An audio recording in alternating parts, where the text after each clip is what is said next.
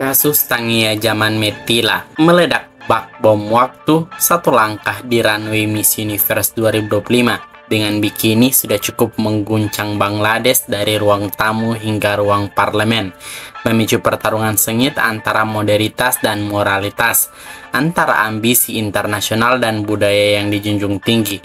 Di saat negara lain bermain aman dengan burkini atau kaftan, Tangia justru memilih jalur paling beresiko. Dan kini, seluruh dunia menyaksikan bagaimana satu potongan bikini berubah menjadi senjata paling kontroversial yang menyeret agama, identitas nasional, dan posisi Bangladesh di kancah pageant global ke dalam pusaran drama yang tak lagi bisa dihentikan. Hai, ini Alfayed. Bagi yang pertama kali mampir, salam kenal. Jangan lupa untuk subscribe, like, komen, serta share sebanyak-banyaknya sebab aku akan mengungkapkan fakta dan mengangkat hal-hal yang dianggap tabu dalam kontes kecantikan. Semuanya akan dikupas secara tajam setajam mulut netizen.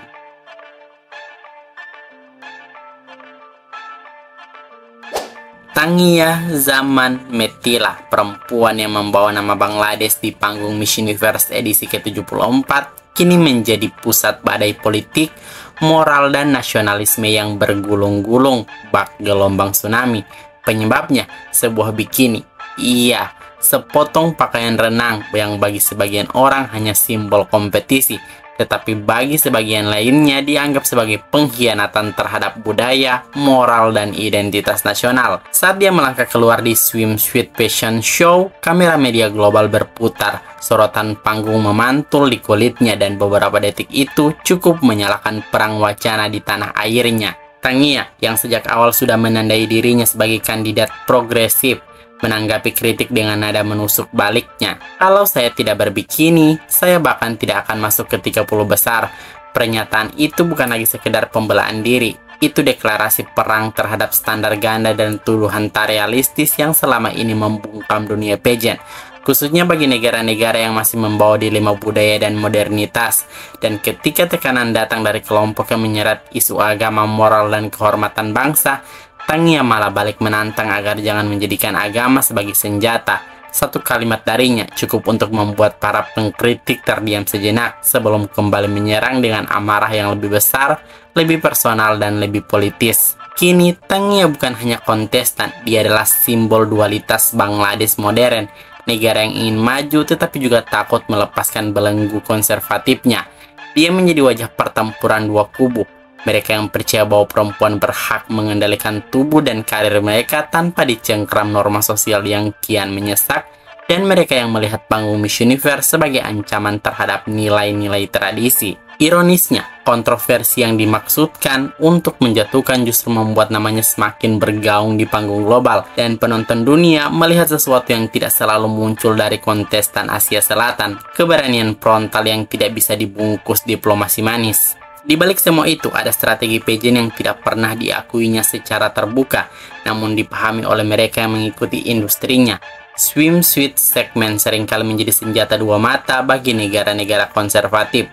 Tidak ikut tampil berarti kemungkinan besar tersingkir, tampil berarti membuka pintu kritik, dan Tangia memilih pintu kedua.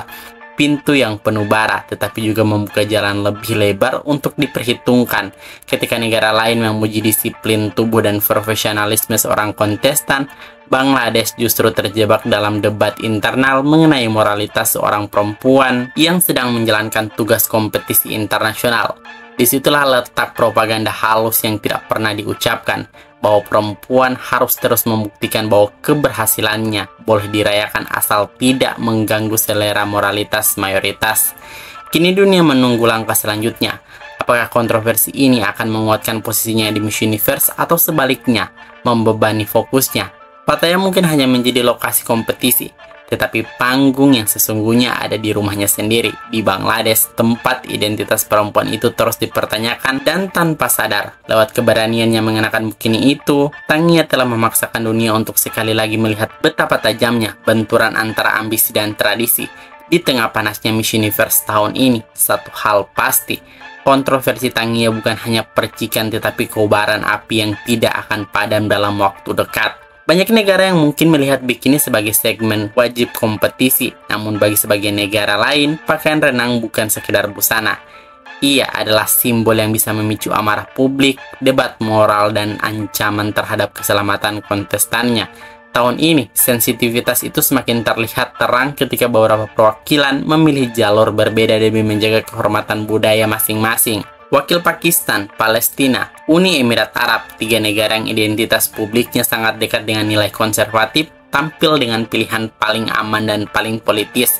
Burkini, sebuah kompromi antara tuntutan panggung internasional dan batas budaya yang mereka bawa dari tanah airnya. Langkah ketiganya bukan hanya soal busana, tetapi pesan simbolik bahwa mereka hadir di Miss Universe tanpa menjual identitas.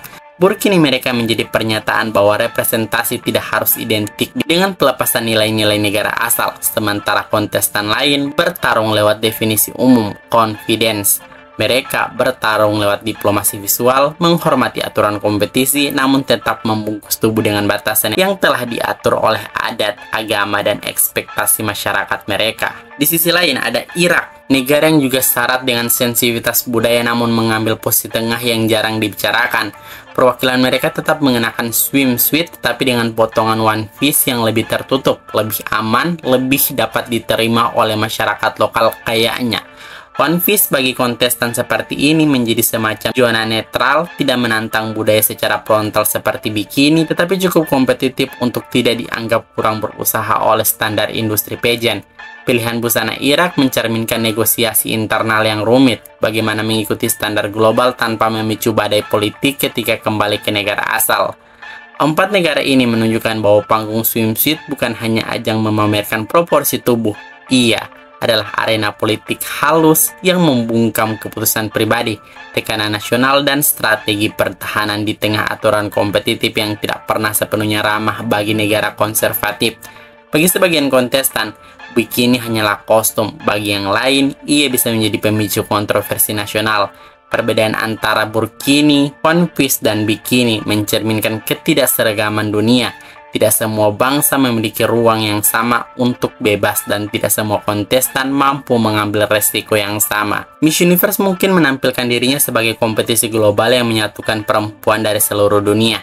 Tetapi swimsuit segment selalu membuka kenyataan yang tidak bisa disembunyikan bahwa setiap negara membawa beban budaya, agama, dan opini publik yang berbeda. Dan di tengah lampu sorot yang tanpa glamor, banyak kontestan yang sebenarnya sedang berjalan di garis tipis antara profesionalisme dan kecaman masyarakatnya.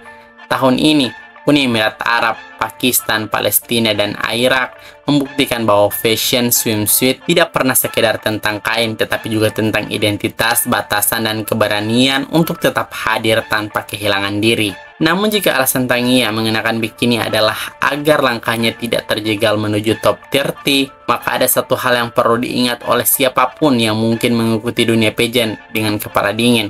Miss Universe bukan lagi kompetisi lama yang hanya mengagungkan satu standar kecantikan, satu jenis tubuh, atau satu jenis busana swimsuit. Sejak gelombang reformasi besar-besaran, organisasi ini telah menggembor-gemborkan inklusivitas sebagai produk utamanya. Transgender diperbolehkan, perempuan menikah dan memiliki anak diterima, janda diperhitungkan, batas usia dihapuskan, dan tubuh dalam segala bentuk diberikan ruang. Dengan perubahan sebesar itu, sungguh absurd jika satu-satunya batu sandungan seorang kontestan adalah bikini. Dan bukti konkretnya sudah ada di panggung Miss Universe 2023. Miss Universe Pakistan mencatatkan sejarah sebagai salah satu kontestan yang tampil tanpa bikini di sesi swimsuit, malah memilih menggunakan kaftan sebagai bentuk penghormatan budaya sekaligus batas keamanan dirinya. Hasilnya, ia tetap lolos ke top 20 tanpa menunjukkan kulit, tanpa mengikuti norma lama bikini. Tanpa bikini, kamu tidak akan masuk placement sudah tidak lagi relevan di era Miss Universe yang sekarang. Jika Miss Pakistan di 2023 bisa melaju, maka siapapun seharusnya bisa. Asal performa keseluruhan, public speaking, advokasi, dan daya tarik panggung memang kuat. Di titik ini, pilihan Tangia menjadi sepenuhnya tentang dirinya sendiri, bukan tentang aturan kompetisi. Ia memilih bikini, bukan terpaksa memakai bikini, dan itu tidak salah. Namun juga tidak bisa dijadikan justifikasi bahwa karir di Miss Universe akan berhenti tanpa itu.